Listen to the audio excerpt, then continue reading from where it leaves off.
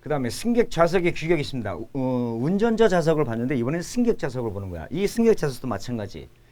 승객 좌석은 가로 세로 각각 40cm 이상이어야 된다. 그 다음에 앞좌석 등받이 뒷면과 뒷좌석 등받이 앞면과의 거리는 65cm 이상일 것. 이게 너무 좁아. 너무 좁으면 앉아가지고 무릎이 막 앞좌석에 닿을 거 아니에요. 그렇죠? 그래서 앞좌석 등받이의 뒷면과 내가 앉는 이 뒷좌석의 등받이 앞쪽과의 거리는 65cm 이상이 넘어야 된다. 그래서 여러분들 일반 고속버스 타는 거와 우등 고속버스 탈 때 기분이 틀리죠. 우등 고속버스 좌석이 넓어요. 관객이. 그래서 편안하게 갈 수 있어. KTX도 마찬가지. 일반석과 특실이 다르잖아요. 조금 넓어요. 그래서 이렇게 공간을 너무 좁게 잡아놔도 안 되고 좀 멀리 뛰어나라. 근데 여기서 참 요걸 기준을 딱 맞춘 데가 뭐예요? 비행기. 예. 그래서 이 해외 나가시는 분들 비행기 타면 꼼짝 못합니다. 이거 이만큼 잡아놓은 거 상당히 불편해요. 그래서 이것도 우리 자동차에서는 65cm 이상 넓어야 된다. 그 다음에 통로의 접이식 좌석. 요즘은 접이식 좌석을 거의 보기 힘든데 예전에 많았습니다. 예를 들어서 뭐 휠체어가 들어오는 공간이라든가 뭐 이런 부분들은 요즘도 있을 법한데 예전에 많았는데 요즘은 이제 특수 버스만 시내 버스도 그런 것들이 있는 게 있고 없는 게 있는데 이게 평상시에는 의자로 놨다가 어떤 짐을 싣거나 또는 지체하시는 분들 이렇게 오시면은 그 휠체어 놓으라고 이렇게 의자를 접는 게 있어요. 이때 접이식 좌석을 얘기하는 거예요. 32 이하의 승합차, 어린이 운송용은 제외하고 자동차에 설치할 수 있습니다. 이때 안내원용은 31인승 이상에도 설치가 가능하다. 안내원이 있는 자동차는 31인승 이상에서도 가능하다 그 얘기입니다. 없을 경우에는 30인 이하의 자동차만 필요한 거고 안내원이 있는 버스들은 31인승 이상도 설치해도 괜찮다 그 얘기입니다. 다음에 안전띠, 우리가 안전벨트라고 하는 거죠. 시내 버스는 좌석 안전띠를 설치하지 않아도 됩니다. 왜? 수시로 앉았다 일어났다 하니까. 그래서 딱 안전벨트가 없는 자동차 딱 하나 있어요. 바로 이게 시내 버스입니다. 그렇고 승용 자동차의 운전 좌석 및 운전자의 좌석 옆으로 나란히 되어 있는 좌석에는 3점씩 좌석 안전띠를 설치됩니다. 운전자와 우리 옆에 같이 있는 거 있잖아요. 그때는 3점씩을 내야 된다 그 얘기입니다. 왜? 더 안전하게 앞으로 튀어나가지 않도록. 안전띠에 관한 문제도 가끔 심심치 않게 나오니까 여러분들 잘 암기하고 계시기 바랍니다. 그다음에 창유리가 있습니다. 유리도 아무렇게나 만드는 게 아니고 앞면 창유리는 접합유리, 그러니까 이중 접합유리에서 파손이 되면은 일반 유리처럼 이렇게 각이 지거나 날카로운 부분이 나오면 안 되기 때문에 그 안에 필름이 붙여요. 그래서 유리와 유리 사이에 필름이 들어가기 때문에 우리가 딱 깨면 이렇게 완전히 박살이 나면서 이렇게 뭐 이렇게 필름 붙여놓은 것처럼 이렇게 쭉 이렇게 뭉쳐서 나오죠. 이게 이중 접합유리예요. 그래서 유리, 플라스틱 조합 유리로 그 밖에 창유리는 강화유리, 잘 깨지지 않는 강한 그 강화유리 또는 접합유리, 복층유리, 플라스틱 유리 또는 유리 플라스틱 조합 유리 중 하나로 해야 된다. 그만큼 안전상에서의 문제입니다. 그러니까 파손돼서 날아가지도 말아야 되고 필름이 붙어있어 떨어져야 됩니다. 자, 그리고 배출가스입니다. 일산화탄소와 이탄화수소 아주 유해 성분으로서는 아주 최고인데 휘발유나 경유나 이런 거 막 태웠을 때 이런 유해 성분이 나옵니다. 그래서 측정 대상 자동차의 상태가 정상으로 확인되면 보통 이거는 일산화탄소하고 탄화수소는 휘발유 자동차에서 나오는 가스예요. 원동기가 가동돼서 공회전되어 있으며 가속 페달을 밟지 않은 상태에서 시료 채취가 아니고 검사하는 겁니다. 배출가스를 검사할 때 가솔린 자동차를 검사를 할 때 COHC 테스터기라는 게 있습니다. 그거 갖고 검사를 했을 때 측정하는 프로브라고 있는데 그 프로브는 배기관에 30cm 이상 푹 집어넣어서 검사를 해라 그 얘기입니다. 30cm 이상 삽입을 해서 검사를 해서 그 기준에 따르는 배기가스의 검출량을 측정해야 된다 그 얘기입니다. 그래서 일산화탄소와 탄화수소는 휘발유 자동차에 해당되는 것이고 디젤은 매연이라고 하죠. 그래서 측정 자동차에서 이것도 마찬가지로 급가속해 간 다음에 최고 회전 속도에 도달해서 하면서 2초 이상 간 다음에 탁 하고 측정을 해야 돼요. RPM이 최고로 올라간 상태에서 측정을 해야 과연 고속 주행 시에 매연이 얼마큼 나오는가 이걸 검사하는 건데 이것도 마찬가지로 우리가 디젤 배울 때 배출가스에 관해서 공부하실 때 제가 다시 한번 상세하게 알려드릴 거예요. 이때 아이들 상태로 6초간 둔다 하는데 이때 3회 정도 실세 평균값을 내는 거예요. 그래가지고 기준에 맞는 매연도가 얼마인가 그걸 보통 잡습니다. 요즘은 굉장히 강화돼 있죠. 보통 일반적으로 한 20% 미만 정도로 나와야 됩니다. 예전에 한 15년, 20년 전만 해도 50% 잡아줬는데 요즘 20% 그만큼 매연이 없어야 된다는 얘기예요. 근데 이것은 채취관 배기관 벽면으로부터 5mm 이상 떨어지도록 설치하고 5cm 정도의 깊이로 삽입한다. 조금 5cm. 아까 휘발유차하고는 좀 틀리죠. 휘발유차 자동차는 30cm 이상 푹 집어넣어야 되는데 매연은 5cm 정도만 이렇게 집어넣어도 됩니다. 참고로 알고 계시고요. 그 다음에 이에 따르는 운행 차량, 가솔린이든 디젤이든 이 배출 허용 기준, COHC 이 내용들이 굉장히 복잡합니다. 그래서 그거를 여기다가 차트를 만들어서 일일이 제가 설명을 하면 시간적인 면도 있고 여러분들이 좀 어려워하시기 때문에 여러분들 교재나 또는 제 교환을 참고하시기 바랍니다. 그래서 요거는 교재에 있는 차트 내용을 보시고 한번 쭉 한번 읽어보세요. 그래서 그렇게 크게 빈도가 높은 문제는 아니니까 개략적인 것만 여러분들이 이해해 주시면 좋겠습니다. 자, 그 다음에 배기관입니다. 자동차의 배기관도 아무렇게나 이렇게 방향을 아무렇게 놓는 게 아니에요. 폼 잡는다고 배기관을 위로 이렇게 올려놓는 거, 이건 말도 안 되는 얘기죠. 물 들어갑니다. 이런 것들은 군용차에서 수륙 양용 자동차 같은 경우에 물이 들어가지 말라고 위로 뽑아가지고 위에 막아놓은 거고, 그 다음에 무슨 중기나 뭐 이런 것들은 매연이 많이 나오다 보니까 위로 올려가지고 하는데 자동차에서는 거의 그런 경우가 없어요. 아주 큰 트럭들 이런 것들은 이제 보통 우리가 외국 영화 같은 거 보면은 트레일러 같은 경우에 배기관이 위에 와 있죠. 그런 것들은 그렇게 하는데 일반적인 거는 배기관은 다 자동차 뒷면에 있는데 뒷면에 있다 하더라도 어디로 가면 안 되냐면은 좌측 또는 우측으로 45도 이상 꺾어지면 안 됩니다. 왜?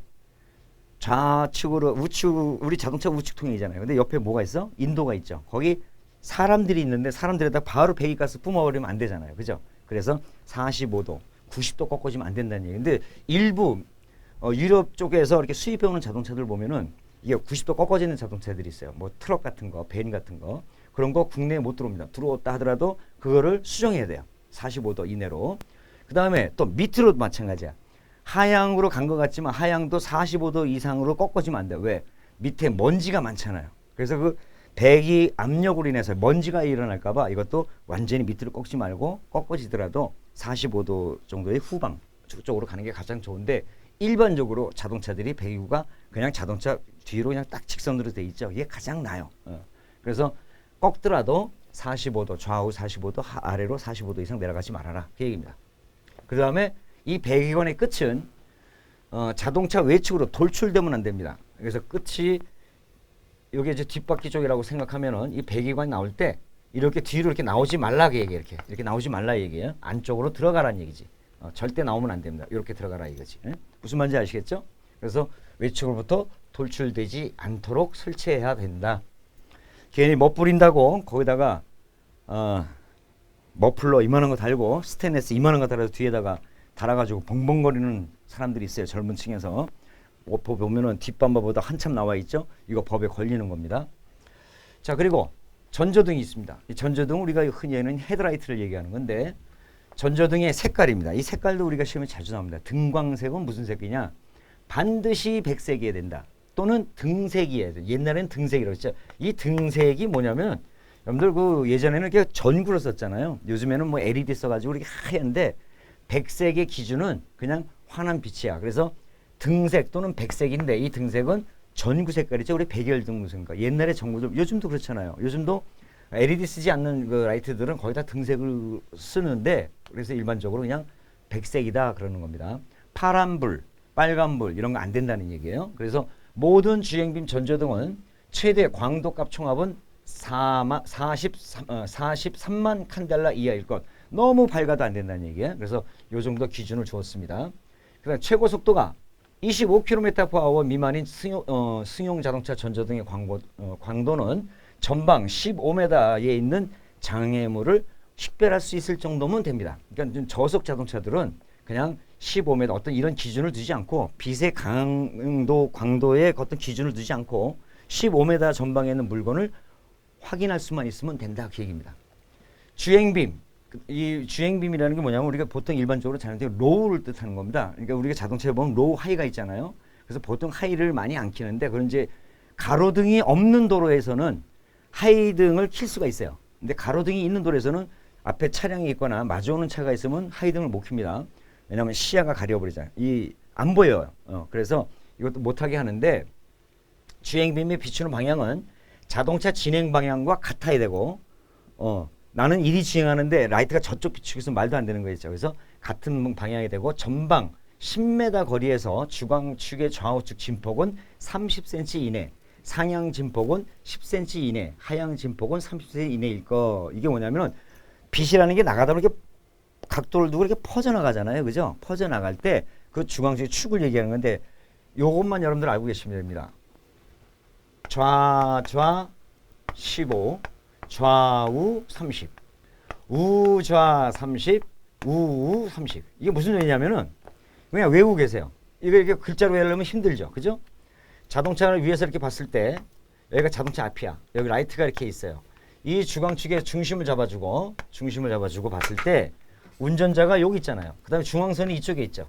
그래서 마주오는 자동차와 라이트가 교차돼가지고 눈이 부시면 안 돼요. 그래서 라이트가 이렇게 번져 나갈 때 이쪽에 10m 기준으로 했을 때 여기를 보는 거예요. 여기 10m에서 이 각도를 보는 거예요. 그래서 여기서는 15cm 이상 벗어나면 안 된다. 중심선이. 라이트의 기하학적인 중심선에서 이 중심이 이렇게 넘어가 안 된다는 얘기야. 좌 15, 좌우 30. 우좌 30, 우우 30. 됐죠? 그래서 중앙선 우리는 우측 통행이기 때문에 좌측 라이트가 이쪽으로 더 이상 이렇게 꺾어지면 안 된다는 얘기야. 그래서 항상 이렇게 꺾어져 있어요. 안쪽으로. 오른쪽으로. 그래서 이 기준에 적합해야 된다. 그 얘기입니다. 이게. 그 다음에 이제 하향. 그 다음에 이런 것들을 얘기한 건데 요것만 여러분들이 좀 암기하고 계시기 바랍니다. 다만 좌측 정저등의 경우 좌측 방향의 진폭은 15cm 이내 된다. 이게 이게입니다. 진폭을 얘기하는 거예요. 그래서 좌 15, 좌우 30, 우좌 30, 우우 30. 요것만 알고 계시기 바랍니다. 자동차 검사 받을 때 요 라이트 검사도 이렇게 세밀하게 검사를 합니다. 자, 이것도 우리 전조등 들어갔을 때 다시 한번 공부를 할 겁니다. 자, 그 다음에 안개등이 있습니다. 안개등이 있는 차도 있고 없는 차도 있는데 가급적이면 있는 차가 낫죠. 그죠? 그래서 라이트가 봤을 때 여러분들 안개 꼈을 때 잘 안 보이다고 해서 하이를 딱 켜요. 그럼 더 잘 보일 것 같죠? 안 보입니다. 물의 입자가 빛을 반사시키기 때문에 안 보인다고 하이를 딱 켜면 더 안 보여요. 그래서 그때는 무엇이 되냐면 컬러가 있는 라이트를 켜주는 거야. 그래서 안개등의 색깔은 보통 황색을 많이 쓰죠. 노란빛. 그래서 빛의 굴절을 주의해주고 사물을 명확하게 보여서 하얗게 빛나지 않게. 앞면 안개등은 한 등당 광도는 940 칸델라 이상 10,000 칸델라 이하일 것. 앞면 안개등의 등광색은 백색 또는 황색인데 요즘 그 백색도 많이 쓰더라고요. 요새는. 근데 보통 안개등은 노란색, 황색을 쓰는 게 좋습니다. 그게 더 잘 보여요. 그리고 양쪽의 등광색은 동일하게 해야 된다. 이쪽은 노랗고 이쪽은 하얗고 이거 안 된다는 얘기죠. 흰색이면 흰색, 황색이면 황색 한 가지 결정 지어야 되고, 그다음에 뒷면의 안개등의 등광색은 적색일 것. 뒷면 안개등의 등광색은 있는데 보통 뒷면 등광색은 보통 안개등 안 나는데 왜 적색이 되냐면은 뒷차의 안전을 고려해서. 나 지금 안개 속을 가고 있는데 내 차의 위치가 여기니까 인지를 빨리 하십시오라는 차원에서 적색을 쓰는 겁니다. 그다음에 뒷면에 안개등을 설치할 경우에는 2개 이하로 설치하고 한 개 등당 광도는 150 칸델라 이상. 요 정도 참고를 알고 계시기 바랍니다. 뒷차의 안전을 위해서 고려한 거예요. 그 다음에 후퇴등이 있습니다. 우리가 자동차를 후진할 때 기어를 후진 놓잖아요. 그럴 때 무조건 사람도 인지를 해야 되지만 자동차도 저 차가 지금 후진하는구나 이걸 인지하기 위해서 후퇴등이 반드시 켜져야 되는데 이때 색깔은 반드시 백색이어야 된다. 백색 또는 황색. 근데 보통 황색 쓰는 차 없어요. 다 백색 쓰죠. 그죠? 그래서 예전에는 반드시 백색인데 요새는 좀 바뀌었어요. 그래서 백색 또는 황색인데 그것이 어떤 뭐 밝기를 밝게 해가지고 내가 인지를 하게 할 수 있는 의미도 있지만 사실은 저 불을 켜가지고 뒤에 후진하면서 도로 상황을 판단하는 것은 거의 불가능하고 남을 위한 배려라고 보시면 돼요. 그리고 후진하는구나. 안전상. 그래서 자동차 후퇴등 등의 중심선의 공차 상태에서 지상 25cm 이상 위치에다 설치해야 되고 120cm 이하 높이에 설치된다. 120cm를 넘으면 안 된다 그 얘기예요. 그리고 주광축은 후방 75m 이내에 지면을 비출 것인데 후퇴등이 아마 저 정도까지 가는 후퇴등이 별로 없을 거고 일부 이제 화물 자동차라 이런 것들은 이제 물론 카메라를 달지만 그래도 안전상 거기다 추가로 막 후퇴등을 강하게 이렇게 다니시는 분들이 계세요. 뭐 항상 키고 다니는 거 아니니까. 그래서 안전상 또 이렇게 달고 다니시는 분들이 계시는데 법적으로는 이런 규제가 있다는 거 알고 계시기 바랍니다. 광도는 위쪽 한 등당 80 칸델라 이상 600 칸델라 이하, 아래쪽은 80 칸델라 이상 5000 칸델라 이하의 규정을 갖고 있습니다. 그래서 후퇴등의 개념도 알고 계시고, 그 다음에 차폭등이 있습니다. 야간에 내 차의 폭은 이만큼이다라는 게 있어. 그래서 요즘은 주간에도 라이트를 항상 켜고 다니게 하지만 항상 밤에 보면은 이렇게 빨간색 램프들이 차의 폭을 알리는 그 등을 갖다가 우리는 차폭등이라고 합니다. 그래서 등광색은 백색이고 설치 위치 25cm, 지상 25cm 이상 150cm 이하, 차체 바깥쪽으로부터 40cm 이내에 들어와야 됩니다. 막 최고의 끝으로 가면 안 되고 40cm 이내에 들어와야 된다. 위쪽에서 4칸델라 이상 140칸델라 이하 이렇게 들어와야 된다. 차폭등이라는 것은 말 그대로 내 차의 폭이 어느 정도입니다라는 걸 알려주는 등이고요. 그 다음에 번호등. 자, 등록 번호판 숫자 위에 항상 켜져 있죠. 그래서 조도는 어느 부분에서 8룩스 이상이어야 된다. 좀 밝아. 그래서 8룩스 이상이 된다. 너무 밝으면 뒷차의 시야를 또 방해할 수가 있어요. 그래서 요 정도 낮게 잡아줍니다. 번호만 인식할 수 있으면 돼요. 전조등, 후미등, 차폭등과 별도로 소등할 수 없는 구조된다 이랬습니다. 자, 전조등 운전자 의미로 끌 수 있죠. 후미등 끌 수 있어요. 내가 기어를 안 넣으면 되니까. 그 다음에 차폭등, 미등 끄면 꺼져요. 그러나 야간에 키를 딱 넣었을 때 번호등은 무조건 들어옵니다. 왜? 번호판 가리고 나쁜 짓 할까봐. 그래서 이 번호등은 별도의 스위치 조작할 수 있는 기능이 없어야 된다. 무조건 들어와야 된다. 이거 참고로 알고 계시고요. 등광색은 무조건 백색이 된다. 좀 멋있게 보이려고 번호판에다가 파란 전구께서 파란불 켜고 다니는 친구들, 노란불, 빨간불 이거 안 됩니다. 그거는 그 나쁜 짓을 할 겁니다라는 신호가 갔기 때문에 무조건 잡아서 전구를 깨트리든가 뺏어버려야 됩니다. 그 위험한 거니까 무조건 백색이 된다고 알고 계시고요. 그 다음에 후미등이 있습니다. 후미등은 한 등당 내 차의 끝이 여기입니다라는 겁니다. 그래서 고정 광도 범위는 4칸델라 이상 17칸델라 이하. 후미등에서 차량 중심선에 대해서 좌우 대칭이 돼야 되고 등화의 중심점은 공차 상태에서 지상 35cm 이상 150cm 이하 높이에 설치해야 된다. 후미등의 등광색은 적색이 된다. 이게 뭐냐면 여러분들 야간에 이렇게 불 켜면 뒤에 빨간불 항상 또 들어와 있죠. 그게 뭐야? 그러다가 브레이크 밟으면 그 불이 확 밝아지죠. 두 배로 밝아질 수 있는 게 바로 제동등이에요. 그래서 제동등과 겸용해서 쓸 수 있는 게 바로 후미등이에요. 그래서 반드시 적색이어야 되고 제동등과 겸해서 쓸 수 있는 게 후미등이다. 알고 계시기 바랍니다. 내 차의 끝이 여기입니다. 라고 하는 거. 그 다음에 이제 제동등 바로 나오네요. 등화의 중심선은 공차 상태에서 지상 35cm 이상 150cm 이하 높이에 좌우 대칭으로 설치할 것. 좌우 대칭. 그 다음에 등광색은 반드시 적색이어야 된다는 거. 제동등 색깔이죠. 그리고 한 등당 고정 광도는 60칸델라 이상 260칸델라 이하에 되고 다른 등화와 겸용하는 제동등은 이게 바로 아까 봤던 그 후미등이에요. 그래서 제동 조작을 할 경우 그 광도가 3배 이상 증가할 것. 확 밝아져야 되는 거야. 예전엔 2배였었어요. 근데 3배로 요즘 바뀌었습니다. 알고 계시고요. 그 다음에 요새 제동등 또 중앙제동등 또 있죠. 자동차 회사에서 만들 때 중앙제동등을 달고 있는 게 있어요. 그 뒷 유리문 위에 빨간 제동등 하나 또 있죠. 왜? 그래서 그것도 달 수가 있는 건데 임의로 달 수는 없어요. 그러니까 내가 처음 자동차를 받았을 때 구입했을 때 중앙제동등이 없어. 근데 내가 남들 달고 다니는 거 보니까 좀 달고 싶어서 내가 하나 사서 달아. 이것도 불법이에요. 불법 부착물입니다. 안 됩니다. 그래서 좌우 대칭이 되게 제동등은 있어야 된다. 그런 내용이고요. 제동등 한 등당 유효 조각 면적의 크기는 22cm 제곱 이상일 것. 참고로 알고 계시기 바랍니다. 자, 그 다음에 방향 지시등. 이게 이제 우리가 흔히 얘기하는 깜빡입니다. 이제 내가 차선을 변경하거나 커브를 돌 때 방향을 알려주는 황색등이죠. 이건 반드시 또 황색등입니다. 호박색이 뭐 황색이 그 색이죠. 자, 등화의 중심점은 공차 상태에서 35cm 이상 150cm 이하 높이의 좌우 대칭이 되게 설치할 것. 똑같아야 된다는 얘기죠. 앞, 뒷면, 양쪽 또는 옆면에 차량 중심선을 기준으로 좌우 대칭이 되게 설치한다. 보통 백미러 끝 부분도 달려있고 또 옆에 휀다에 달려있는 부분들 있죠. 옆에다가도 할 수 있다. 그 다음에 앞부분, 뒷부분 다 해야 됩니다. 그래서 전방으로 붙어 있는 자동차들에게도 신호를 알려줘야 되고 또 후방에 따라오는 자동차에 대해서도 내 차가 어디로 갈 것인가를 알려주기 위한 방향 지시등이 바로 요겁니다. 그 다음에 매회 60회, 매 분당 60회 이상 120회 이하의 전면을 써가지고 깜빡깜빡거리잖아요. 그죠? 요건 또 비상등하고 또 같이 겸용할 수가 있어요. 그래서 너무 느려도 안 되고 또 너무 빨라도 안 되죠. 그래서 60에서 120회. 인간이 이렇게 걸어 다닐 때 뇌의 진동의 가장 정상적인 것도 60에서 120Hz예요. 그래서 60보다 낮으면 우리 배멀미 한다고 그러잖아요. 배를 타면 운행이 살랑살랑하죠. 배멀미하잖아. 너무 조용해도 탈이 나고 또 너무 진동을 많이 줘도 탈이 나잖아. 그래서 똑같아.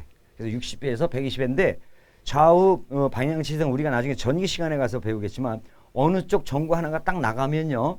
그만큼 전류가 이쪽으로 더 가기 때문에 릴레이에서 전기 신호가 빨라져요. 그래서 전구 하나가 딱 나가면 깜빡깜빡깜빡깜빡 그래 빨라져요. 그러면 운전자 양쪽에 어딘가가 방향 지시등의 전구 하나가 나갔구나라고 인지할 수 있어야 돼 이제 여러분도.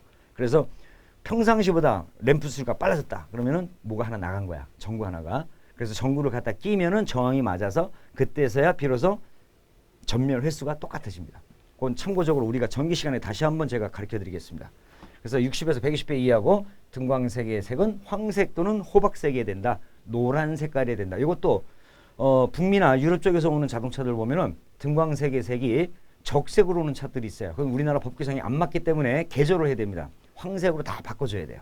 우리 대한민국은 황색이라는 거 알고 계십시오.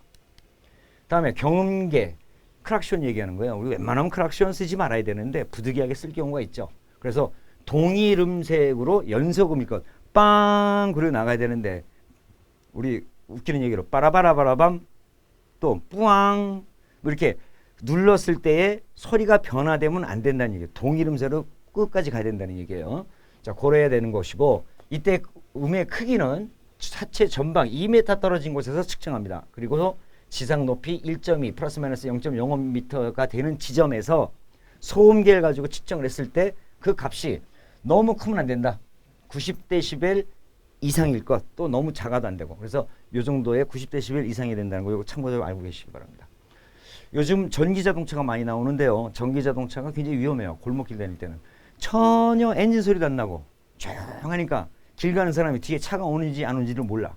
그래서 일부러 전기 자동차는 어떤 전자장치를 이용해서 엔진 소음을 내요. 부릉 하고.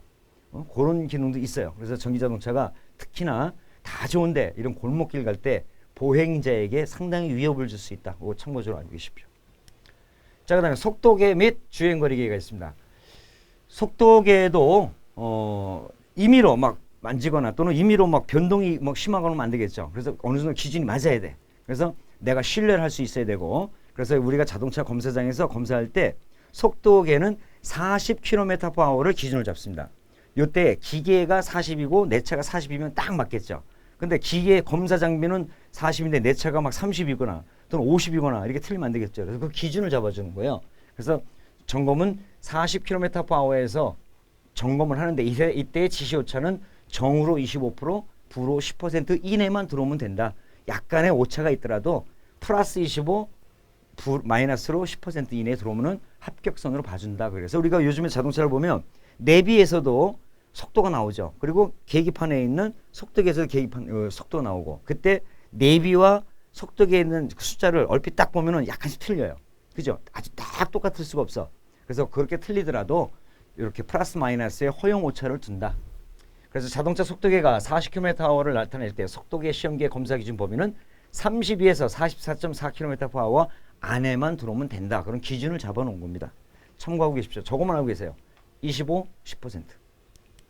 그 다음에 마지막으로 최고속도 제한장치 설치 대상 자동차가 있습니다. 여러분들 요즘에 대형 자동차들은 고속도로에서 우리가 경부고속도로 100km 구간도 있고 최고속도 110km 구간도 있어요. 중부고속도로는 110이고 그런데 승용차나 이런 것들은 기준이 없죠. 그냥 내가 가고 싶은 데로 가면 돼. 딱지 끊으면 되고. 그러나 인원을 태우고 있는 버스라든가 이런 특수 자동차들은 속도를 더 이상 못 내게 딱 제한 장치가 설치가 됩니다. 그래서 100km 이상 못 달리게 딱 설치돼 있어요. 악셀에다 앞만 밟아봐야 속도가 100km 이상 안 나옵니다. 근데 그걸 또 개조해가지고 또 뭐 이렇게 뭐 하는 사람들 이렇게 개조해가지고 조금 더 나가게 하고 그러는데 하지 말라는 건 안 하는 게 좋습니다. 그래서 그것이 바로 최고속도 제한 장치 설치를 하는 겁니다. 그래서 차량 총중량이 10톤 이상인 시외버스 운송 사업용 승합자동차 버스 얘기하는 거예요. 근데 이때 시외버스는 제외입니다. 그리고 차량 중량이 10톤 이상인 전세버스 운송 똑같은 고속버스들 다 이거 마찬가지예요. 그 다음에 차량 중에 16톤 이상인 지정 수량 이상의 위험물 운반 탱크를 설치한 화물자동차 탱크로리 뭐 이런 것들 얘기하는 거겠죠. 그 다음에 총 중량이 16톤 이상인 덤프형 콘크리트 운반 전용의 화물 자동차 이런 것들도 다 최고 속도를 제한해 놨어요. 왜? 이런 차들이 한번 사고 나면은 대형 사고가 나잖아요. 그래서 속도를 많이 못 내게 딱 제한시켜 놓는 거예요. 고압가스를 운송하기 위한 탱크를 설치하는 자동차 이렇게 해서 자동차에 관련된 일반적인 성능 기준과 검사 기준에 대해서 살펴봤는데 참 지루하죠. 그죠? 그리고 여러분들이 이 내용들을 상식적으로 알고 있어야 돼. 우리 대한민국에서 사는 동안만큼. 그러나 또 우린 또 수검자잖아요. 그래서 수검자답게 지금까지 설명했던 것을 전부 다 인지하시고 전부 다 암기하셔야 된다는 거 여기까지 하겠습니다.